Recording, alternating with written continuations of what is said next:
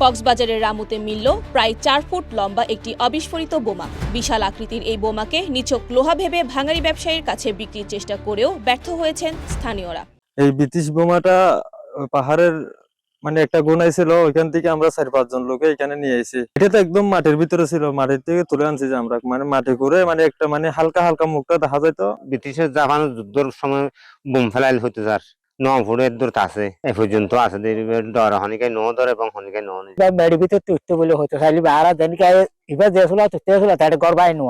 স্থানীয়রা জানান, বোমা সদৃশ ধাতব বস্তুটি দীর্ঘদিন ধরে পড়েছিল রামুর কাউরাখোপ ইউনিয়নের লট উখিয়ার ঘোনা এলাকার তচ্ছাখালী গ্রামে। কেউ কেউ বলছেন শুরুতে পাখার মতো কয়েকটি অংশও ছিল বস্তুটিতে। স্থানীয়রা কেটে নিয়ে সেসব অংশ বিক্রি করে দিয়েছেন ভাঙাড়ি ব্যবসায়ীর কাছে। পরে পুরো বস্তুটিও বিক্রির চেষ্টা করে ব্যর্থ হন তারা।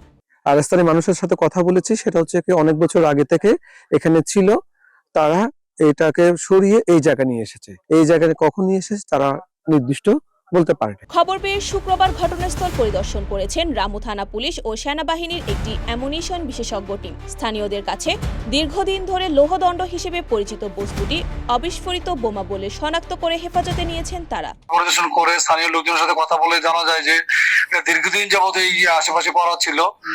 তাৎক্ষণিকভাবে আমাদের কাছে এটা বোমা বলে প্রতীয়মান হয়। আমরা ওই ৪-৫টা ঘিরে রেখেছিলাম মালি দিয়ে, যাতে স্থানীয় লোকজন জায়গায় গিয়ে কোনো দুর্ঘটনার শিকার না হয়।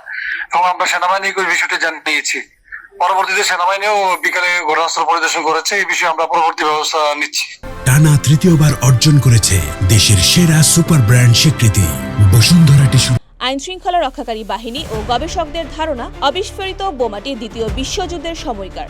১১৯ সেন্টিমিটার লম্বা ও ১১৭ সেন্টিমিটার ব্যাসের বোমাটির ওজন ৩০০ থেকে ৩৫০ কেজি।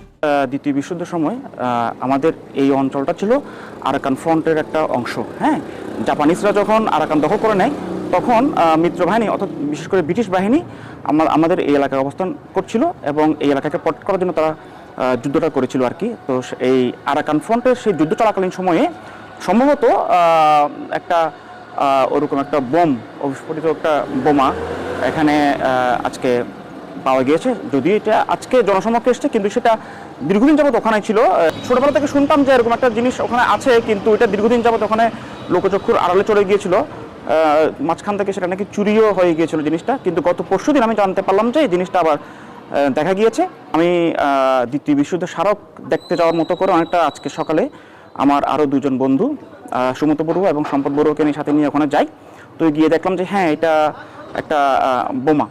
পরিদর্শনের পর বোমাটির চারপাশে বেষ্টনী তৈরি করে দিয়েছে আইন শৃঙ্খলা রক্ষাকারী বাহিনী।